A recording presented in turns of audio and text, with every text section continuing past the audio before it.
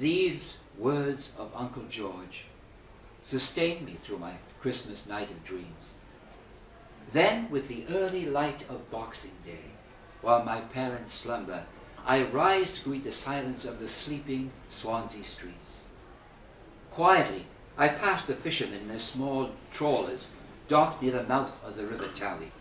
"You watch your feet in those nets, boy, or you'll end up in the river with a fish." The bombed-out pier ahead of me juts out into the Bristol Channel as I climb the sand dunes to my right. And don't go playing around in those dunes. There could still be some live German mines from the war over there. Breathless, I greet the bay stretching before me from the River Towie to the lighthouse at Mumble's Head. Here, in the stillness of ebb tide, white foam rushes to a fleeting union with the sands of Swansea Bay. And life beyond childhood becomes more than a daydream, for soon we will cross the ocean to America. Maybe 53 is too old to start again, Edie. But we've been over this again and again. There's no use worrying about it now. Well, it's still safest to stay with what you already know. My sister Betty married a GI and left for Newark, New Jersey when the war ended in '45, and soon we'd be there too. Make your choices, John. There's only so much we can take with us. I decide what to shed and what to keep. In our allotted space in the cargo hold of the Queen Elizabeth, I choose my Rupert annuals, my Eagle annuals with Dan Dare, and of course, my beloved Sea Scout uniform. We can use your Scout uniform to wrap breakable things. My books become dividers between delicate white china cups and saucers, wrapped carefully in socks, underwear, and my uniform. I want every one of those cups intact when we unpack. Do you hear me, Tom? Yes, Edie. And every one of those plates and saucers, too. Yes, Edie. Every one of those cups. Do you hear me? Obediently, my father complies, fully understanding the importance of symbols, for he has his treasured pendulum clock. The box for the journey sits beneath its ticking presence till the day of our departure, when, with great ritual, he lowers the clock and our history into its cradle. And now, it's over and done. Your granddad always said, if you can't find a proper place for something, then there's no need to keep it. Well, Mr. Tidy Tom, there is nothing in these trucks that is not needed. We are moving to Newark, New Jersey, where one's needs go beyond the requirements of living in a place like Llandilo. There's nothing wrong with Llandilo. It's the friendliest town in Wales. All my family are from Llandilo. A man of simple needs. My father is a slim, slightly balding member of the Welsh drinking class. A brotherhood of the pint, allowing him to find clarity. A fag and a pint, that's all I need. Well, you certainly find enough money for both, even on £5 a week.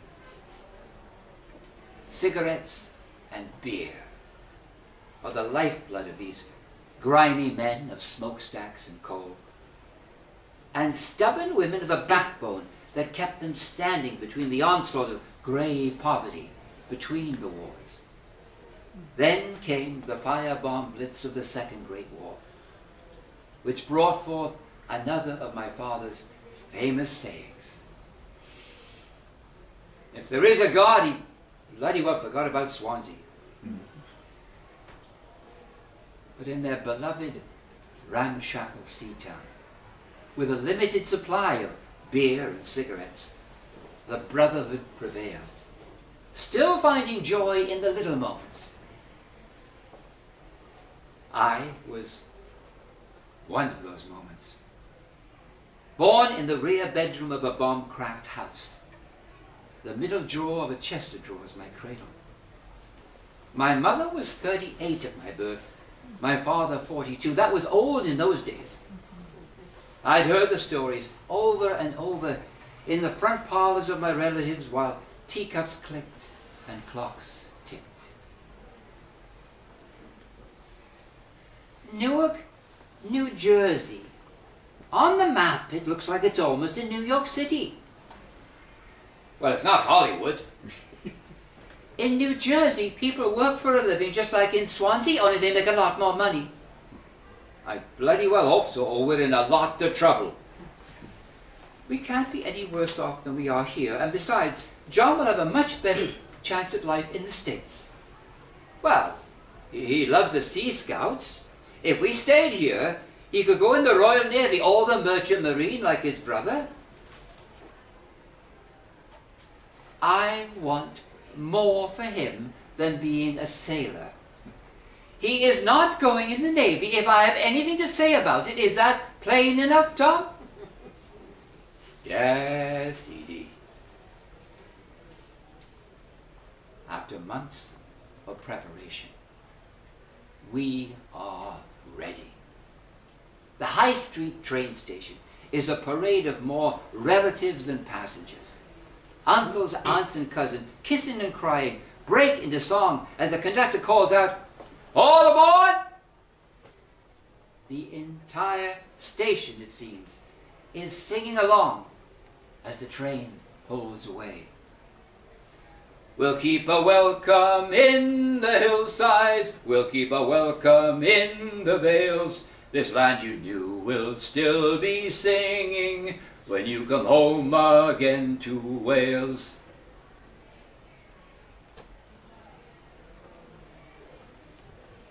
Suddenly, it becomes real. I watch the gritty factories, the smokestacks, the heaps of coal slag, the hills covered with small row houses slip past the train window, slowly dissolving into the green of pastoral Wales. Sit down, Edie, you're making me nervous. Annie packed some lovely corned beef sandwiches for us. We haven't got to buy any food till we get to Southampton. You can still see the countryside sitting down. That's why they put the train seats next to the window. And George gave John an old photo of him in his army uniform. I think I'm going to cry again. You haven't stopped since we got on the train. A quiet chill shrouds the cabin, and faces stiffen as we cross into England, with all thoughts centered on the waiting ship. We're in a foreign country now, Edie. Swansea's North Dock had been my playground. But I was not prepared for the world's greatest ocean lion, a towering city of painted white steel above a black hull, floating on the tranquil waters of Southampton Dock. You're going to see life in a different way from now on, boy. His meaning is unclear as we step from the gangway to the deck. But I feel certain it has something to do with unexpected urges below my waistline as I glance longingly at the young female passengers who seem to be everywhere I turn my head. Never mind the view, just keep a good grip on that clock. Well, I try my best to focus on the roped handle of the precious cargo as we are herded through a gleaming steel-white doorway to a floating city that will become our home for the next 5 days. Ha! It's like being in a London hotel. You've never been in a London hotel. Well, if I had been, it would look like this. I'll bet the cabins are just as fancy. In amazement, we enter the crowded wood-paneled lift, where my gaze quickly shifts between the breastline of young female travelers and the smooth, round brass control knobs that have been well polished. Lovely finish on those knobs, John. we are quickly transported to the subterranean third-class cabins on D-deck, which is as deep into the bowels of the ship as humans can possibly be and still survive the pressure. I think I left my stomach up on deck. As we descend, images from the Saturday afternoon movie serial at the Castle Theatre fill my head. The Phantom Empire awaits us deep within the center of the earth, where Gene Autry does battle to save the planet from the lost tribe of Mu, while still finding time to sing a few cowboy songs. I'm back in the saddle again. This is D-deck, ladies and gentlemen. Cabins 1 through 20 on the left, 21 through 40 on the right. Is this your fancy London hotel? No, idiot. Just put the suitcases in the cabinet before we go up on deck. Quietly, I lay my head on the cabin bed, plugging my nosebleed from the air pressure with soft white tissue, as I stare at and wonder at the clean roll of lavatory paper in my hand. We are going to America, where never again will I use the torn pages of the news of the world to wipe my bum. No time to daydream now, boy, we're leaving the dock. Tugs pull us away from the harbor as all the passengers come on deck, and with unexpected speed our former lives fade into the wake of foaming green sea. Well, it's gone, Tom. 50 years of life gone. Yes, Edie. We retire to the lounge for morning tea, a chocolate biscuit, and reflection, as I think of my father's words. You're going to see life in a different way from now on, boy. This was as close to a coming of manhood conversation as we ever had, until his lesson later that very same day in how to sharpen a dull, double-edged razor blade. You rotate the blade with a little water on the inside of a drinking glass. The resharpened blade easily removes my 3 newly arrived facial hairs, a bar of soap, a shaving brush, and my father's old-fashioned Gillette razor. And don't forget the imperial leather. The sting lets you know you've done the job right. I liberally splash on my father's aftershave before we leave our subterranean den for the dining hall, where our first meal on board awaits us. Now this will be more like that London hotel your father remembers so well. So be on your best behavior and don't reach for anything. The waiters will bring the food to you. My mother was right. Waiters in fancy dress float about our elegant table with careful humility, offering items I had never seen, as though we are royalty. No ration cars in this ship, Edie. We can eat till the cows come home. You just remember your manners, Tom Watts. This is not one of your Wine Street pubs. There is discomfort for me as I watch the waiters. For I know that we belong on the other side of the divide, serving rather than being served. Bonjour. This magical word removes all my discomfort as an actual French girl with breasts who smells like heaven sits across the dining table facing me and speaks. Bonjour. Start with the fork on the outside first, John, then move in towards the plates. John, are you listening to me? Never mind that girl and put the napkin on your lap, not in your shirt. And close your mouth. Having worked in the houses of those with money and manners, my mother knows where to begin and seems to enjoy being on the receiving end of all the fuss. The waiters understand and go out of their way to treat us with extra loving care. The waiter said we're going to have that Italian spaghetti tomorrow night with French bread and real butter.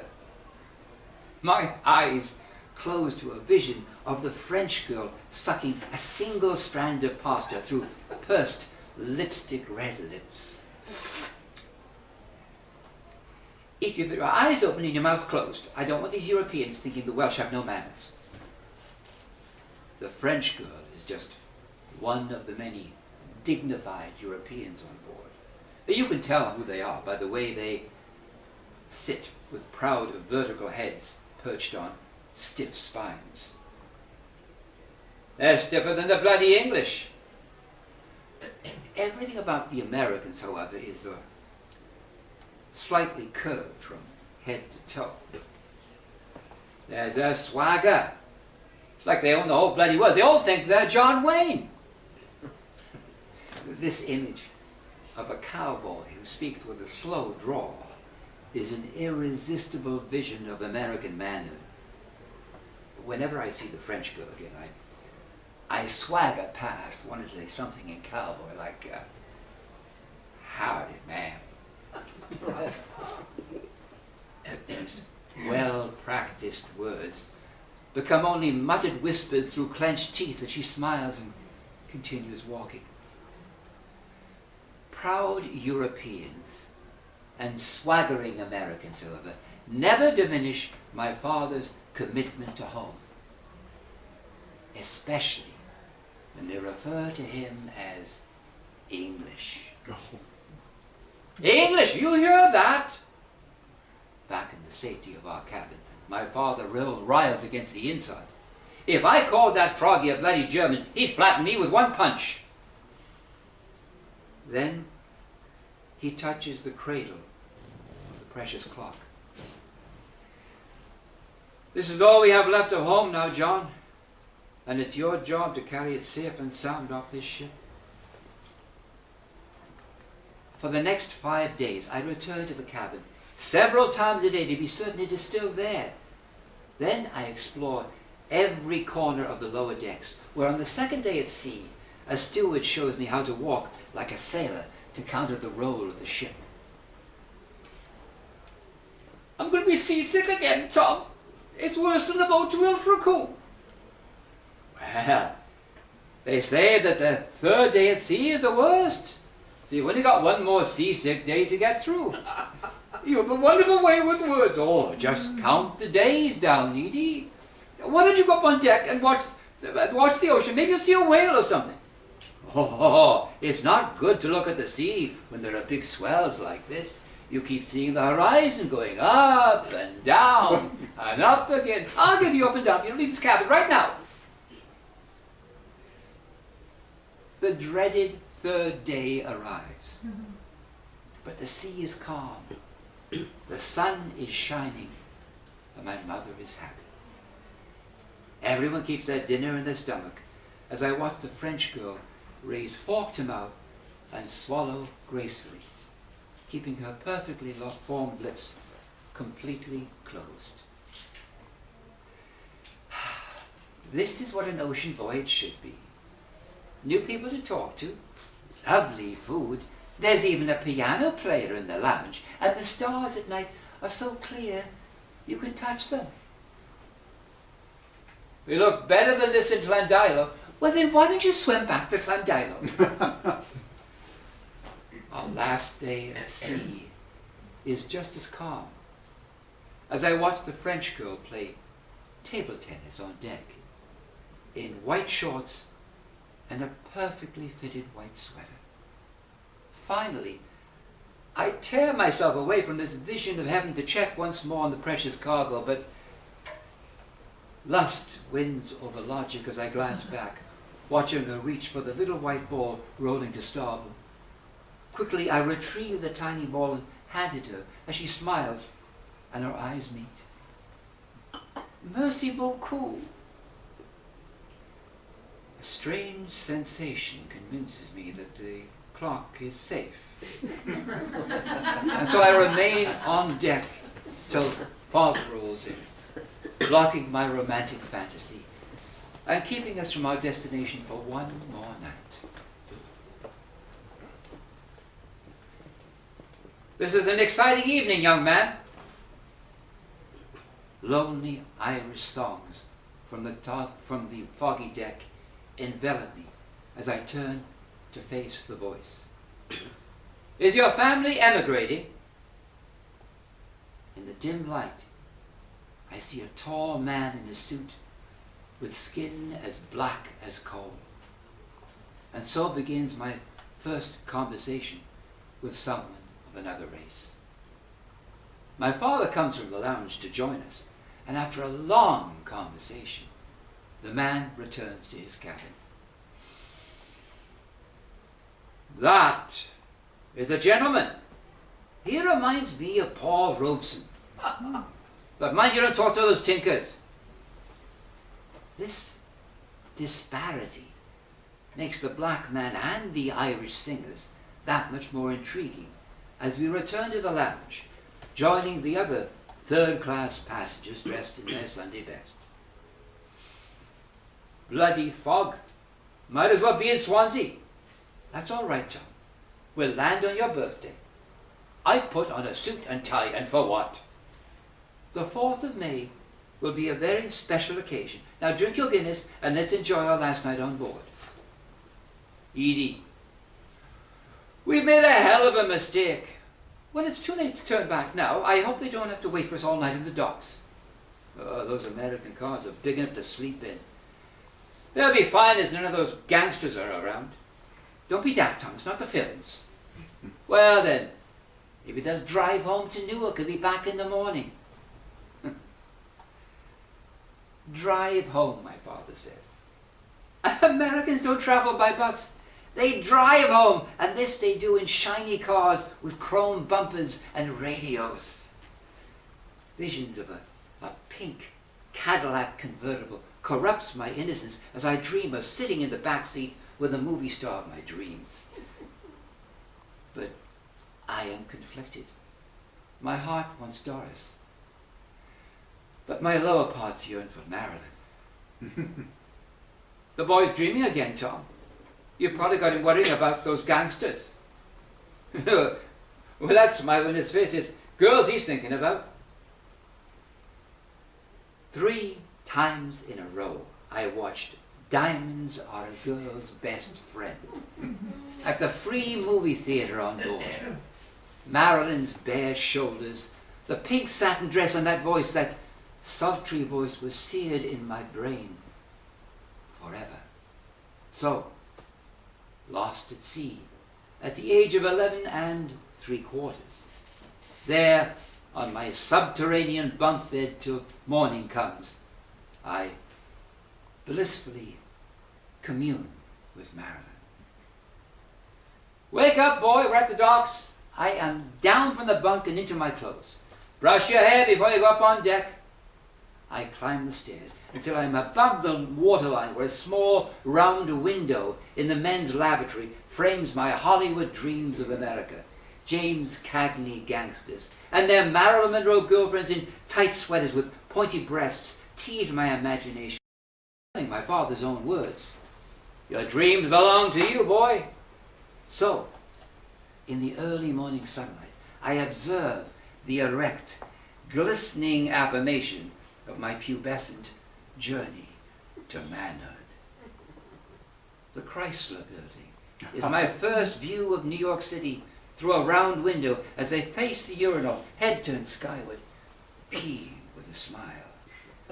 The future is in my hands as I cross the barrier between innocence and self-awareness, discovering a new body and a new culture all at once as I arrive on deck.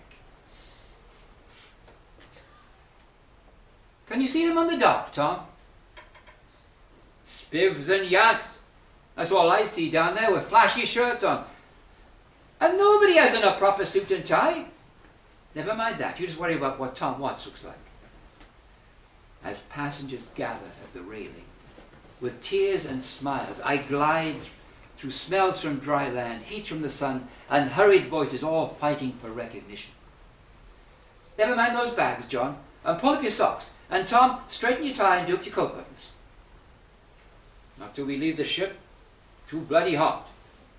Well, at least try to look pleasant. They can see us from the dock. Watch your step on the gangway, kid.